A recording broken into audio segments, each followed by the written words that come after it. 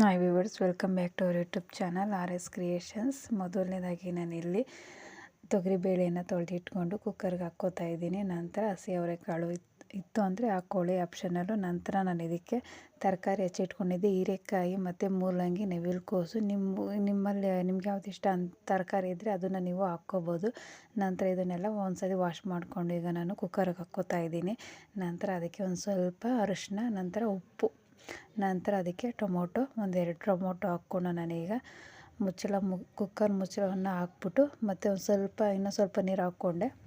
Cooker ಮುಚ್ಚಳ ಮುಚ್ಚಿಬಿಟ್ಟು ಒಂದೆರಡು ವಿಷಲ್ನ ನಾನೀಗ ಕೂಗಿಸ್ಕೊಂಡ್ಬಿಡ್ತೀನಿ. ನಂತರ ಒಂದು ಬಾಣಲಿಗೆ ಬೆಳ್ಳುಳ್ಳಿ ಮತ್ತು ಈರುಳ್ಳಿ ಹಾಕ್ಕೊಂಡು ನಾನೀಗ ಒಂದು ಸ್ವಲ್ಪ ಬ್ರೌನ್ ಸಾಫ್ಟ್ ಆಗೋವರೆಗೂ ನಾನೀಗ ಫ್ರೈ ಮಾಡ್ಕೋತೀನಿ. ಈ ಸಾಂಬಾರು ಮಧ್ಯರಾತ್ರಿ ಕ್ವಿಕ್ಕಾಗಿ ಮಾಡ್ಕೋಬೋದು. ಅರ್ಜೆಂಟಾಗಿ ಸಾಂಬಾರು ಮಾಡಬೇಕು ಅಂತಂದರೆ ತುಂಬ ರುಚಿಯಾಗಿರುತ್ತೆ ಮತ್ತು ಒಂದು ಸ್ವಲ್ಪ ಡಿಫ್ರೆಂಟಾಗಿದೆ, ಟ್ರೈ ಮಾಡಿ. ನಂತರ ಸ್ವಲ್ಪ ಎಲ್ಲ ಚೆನ್ನಾಗಿ ಫ್ರೈ ಆದಮೇಲೆ ಅದನ್ನು ನಾನೀಗ ಒಂದು ಜಾರ್ಗೆ ಹಾಕ್ಕೊಂಬಿಡ್ತೀನಿ, ಚಿಕ್ಕ ಜಾರ್ಗೆ ರುಬ್ಬೋದಕ್ಕೆ. ನಂತರ ಅದಕ್ಕೆ ನಾನು ಏನೇನು ಹಾಕಬೇಕು ಅಂತ ತೋರಿಸ್ತೀನಿ. ಒಂದು ಸ್ವಲ್ಪ ಅರ್ಧ ಹೋಳಾಗಷ್ಟು ಹುಣಸೆಹಣ್ಣು, ನಂತರ ಒಂದು ಸ್ವಲ್ಪ ಕಾಯಿ, ನಂತರ ಅದಕ್ಕೆ ಕೊತ್ತಂಬರಿ ಮತ್ತು ಸಾಂಬಾರು ಪುಡಿ ಒಂದೆರಡು ಮೂರು ಟೇಬಲ್ ಸ್ಪೂನು ನಿಮ್ಮ ರುಚಿಗೆ ನೋಡೋಷ್ಟು ಹಾಕ್ಕೊಂಡು, ನಂತರ ಜೀರಿಗೆ ಪೌಡ್ರ್ ಹಾಕ್ಕೊಂಡು ಪೇಸ್ಟ್ ಮಾಡ್ಕೋಬೇಕಾಗುತ್ತೆ.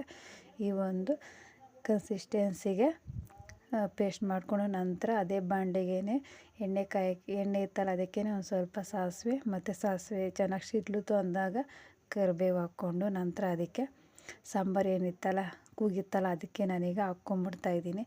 ನಂತರ ಅದಕ್ಕೆ ನಾನೇನು ಪೇಸ್ಟ್ ಮಾಡಿಕೊಂಡಿದ್ದೆ ಮಸಾಲ, ಅದನ್ನು ಕೂಡ ಹಾಕ್ಕೊಂಡು ನಿಮ್ಗೆ ಯಾವ ಕನ್ಸಿಸ್ಟೆನ್ಸಿ ನೀರು ಬೇಕೋ ಅದನ್ನು ನೋಡ್ಕೊಂಡು ಆ್ಯಡ್ ಮಾಡ್ಕೊಳ್ಳಿ. ನಂತರ ರುಚಿಗೆ ತಕ್ಕಷ್ಟು ಉಪ್ಪು ಹಾಕ್ಕೊಳ್ಳಿ. ನಂತರ ಉಪ್ಪೇನಾದ್ರು ಕಮ್ಮಿ ಇತ್ತು ಅಂದರೆ ಇದರಲ್ಲಿ ನಾನು ಅರ್ಧ ಗ್ಲಾಸ್ ಆಗೋಷ್ಟು ನೀರು ಹಾಕ್ಕೊಂಡಿದ್ರೆ ಈಗ ನೀಟಾಗಿ ಮಿಕ್ಸ್ ಕೊಟ್ಬಿಟ್ಟು ನೀವು ಬೇಕಾದ್ರೆ ಇನ್ನು ತೆಳುವಾಗಿ ಕೂಡ ಹಾಕ್ಕೋಬೋದು. ನಾನೇನು ಟೊಮೊಟೊ ಬೇಯಿಸಿ ಇಟ್ಕೊಂಡಿದ್ನಲ್ಲ ಅದನ್ನೀಗ ಸಿಪ್ಪೆ ಸುಳ್ಕೊಬಿಡ್ತೀನಿ. ಸಿಪ್ಪೆ ಸುಳ್ದಿಕ್ಕೊಂಡು ಅಷ್ಟರಲ್ಲಿ ಸಾಂಬಾರೆಲ್ಲ ಚೆನ್ನಾಗಿ ಕುದೀತಾ ಇರಲಿ. ನಂತರ ಸಿಪ್ಪೆ ಸುಲಿದಿರೋ ಅಂಥ ಟೊಮೊಟೊ ನಾನೀಗ ಮ್ಯಾಶ್ ಮಾಡ್ಕೊಂಬಿಡ್ತೀನಿ. ಮ್ಯಾಶರ್ ಇತ್ತು ಅಂದರೆ ಆರಾಮಾಗಿ ಮ್ಯಾಶ್ ಮಾಡ್ಕೊಳ್ಳಿ. ಈ ಥರ ಮ್ಯಾಶ್ ಮಾಡಿಕೊಂಡು ಕುದೀತಾ ಇರೋಂಥ ಸಾಂಬಾರ್ಗೆ ಹಾಕ್ಕೊಂಡು ನಿಮಗೇನಾದರೂ ಖಾರ ಕಮ್ಮಿ ಅನಿಸ್ತು ಅಂದರೆ ಇನ್ನೂ ಸ್ವಲ್ಪ ಖಾರದ ಪುಡಿ ಆ್ಯಡ್ ಮಾಡಿಕೊಂಡ್ರೆ ಒಂದು ಸೂಪರಾಗಿರೋ ಸಾಂಬಾರು ರೆಡಿ ಆಗುತ್ತೆ. ಇದು ನನ್ನ ಹೊಸ ಯೂಟ್ಯೂಬ್ ಚಾನಲ್. ಇನ್ನೂ ಯಾರ್ಯಾರೆಲ್ಲ ಚಾನಲ್ನ ಸಬ್ಸ್ಕ್ರೈಬ್ ಸಬ್ಸ್ಕ್ರೈಬ್ ಮಾಡ್ಕೊಳ್ಳಿ, ಹಾಗೆ ಶೇರ್ ಕಮೆಂಟ್ ಮಾಡಿ ಅಂತ ಹೇಳ್ತಾ, ಈ ಸಾಂಬಾರು ಕೂಡ ಹೇಗಿತ್ತು ಅಂತ ನೀವು ಟ್ರೈ ಮಾಡಿ ಕಮೆಂಟ್ ಮಾಡಿ. ನಿಮಗೇನಾದರೂ ಈ ವಿಡಿಯೋ ಇಷ್ಟ ಆಯಿತು ಅಂದರೆ ಲೈಕ್ ಮಾಡಿ, ಹಾಗೆ ಶೇರ್ ಮಾಡಿ, ಹಾಗೆ ಸಬ್ಸ್ಕ್ರೈಬ್ ಮಾಡ್ಕೊಳ್ಳಿ ಅಂತ ಹೇಳ್ತಾ ನಾನು ಈ ವಿಡಿಯೋನ ಇಲ್ಲಿಗೆ ಎಂಡ್ ಮಾಡ್ತಾಯಿದ್ದೀನಿ. ಒಮ್ಮೆ ಟ್ರೈ ಮಾಡಿ. Thanks for watching.